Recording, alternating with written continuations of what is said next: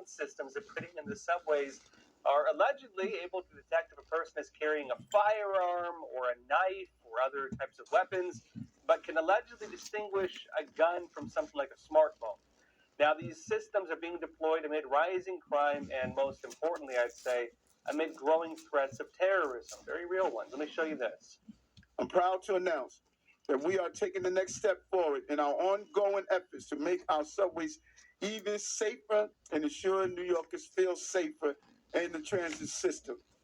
Today, in accordance with the Post Act, for the use of technology by the NYPD, we'll be publishing the impact and use policy for electromagnetic weapons detection systems here in New York City. This kicks off the 90-day waiting period before this type of technology can be tested and used in our city to help keep New Yorkers safe. Now, look, it's going to take 90 days for them to actually start rolling this out because of some of the regulations in place, which I'll explain. But in the meantime, they're going to be looking at different vendors and different experts to try to help them run it. And one of the main companies they're allegedly looking at is called Evolve, which uses a system of sensors and artificial intelligence, notably. And they've already started using systems like this at stadiums all around the United States, also in schools all around the United States. Let me show you a video from the company that, again, they're looking at right now to deploy these things in the subways. I'm just going to walk through normally, and what you'll have noticed is that nothing happened. The express system remained green on the backside. There's no change in the display, and that's because I don't have anything that is going to alert. I don't have any threatening items, but I do have the everyday items that people carry with them. So like a cell phone, I have a pair of ear pods and keys. Now I have an item that will alert. Again, I'm just going to walk through without stopping.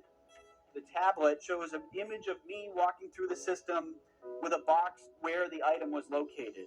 Now, again, those types of systems, they're already being used in a lot of schools and stadiums all around the U.S.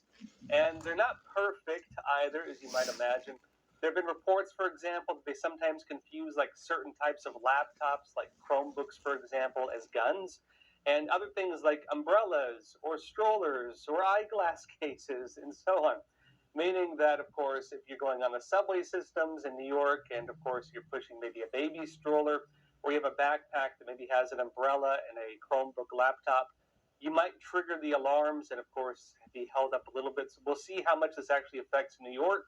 But the CEO has said that the system is able to detect known signatures of guns, bombs, and so-called tactical knives. But back to what's happening in New York.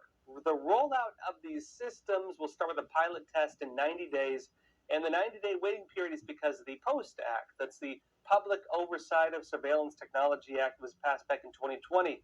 And it basically sets down some requirements of public disclosure and such things on any kinds of surveillance technology the city's using.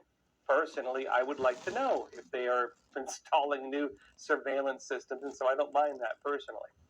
But with this new system, it comes on the heels of New York City deploying 750 National Guard soldiers in early March to start checking bags and provide security for the city's subways. And frankly, the whole thing is a bit strange. The surface reason for all of this, literally soldiers in the subway systems of New York City, literally, electromagnetic weapon detection systems, if you want to ride the subway in New York City. The surface reason they're giving is just, hey, public safety, right? Because, of course, they defunded the police to a large extent. They've taken away police budgets, mainly because, again, they're spending so much money taking care of illegal immigrants. They don't have the money to actually pay for a lot of the services they used to do through the government. But I've been told off record by credible sources that the real reason they're deploying actual soldiers to the subway stations, and they seem to be so concerned about this all of a sudden in New York, is because there were increased threats from Hezbollah terror groups tied to Iran.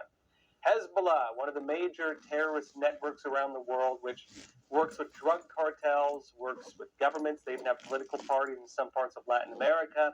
And of course, being so prevalent in Latin America with the wide open borders has become a very serious threat to the United States, especially as the U.S. is working with Israel and kicking the hornet's nest of Iran, which is, of course, course, threatening us now with terrorist attacks. Now, the big concern is that the Hezbollah terror network has created cells operating within the United States, and that as tensions with Iran are growing, and they are, which I'll be explaining in a bit, the terror cells are actually becoming a serious threat. They're working as the kind of gun to the head of the Biden administration's negotiations with Iran. And if you're wondering why Biden keeps reopening massive amounts of money for Iran, despite the fact that it's backing Houthi terrorists who were launching attacks on shipping container ships trying to reach Israel or going through the Red Sea, well, maybe this is why. Something a lot of people have pointed to, that maybe this is the reason why Biden is trying so hard to just placate to Iran, while again they're making terror threats against us and even working through proxy networks to launch attacks on U.S. military bases around the Middle Eastern regions. And again, it's because they threw the borders wide open. Hezbollah terror networks have massive influence throughout a lot of parts of Latin America, as does Iran, and these networks are now presenting a real threat to the United States. Now, remember also that in January 2023, there were arrests of people accused of being part of an Iranian assassination and terror plot where that was in New York City. There were allegedly members of an organized crime group, like a mafia, who were hired by, again, Iranian networks to carry out assassinations in New York City for Iran. And some of the previous cases, because it wasn't just one case, there were many of them, they involved, for example, going after critics of Iran residing in the United States. They involved, for example, going after U.S. officials, trying to assassinate U.S. officials. They even involved alleged orders to carry out terrorist attacks, again, on behalf of Iran.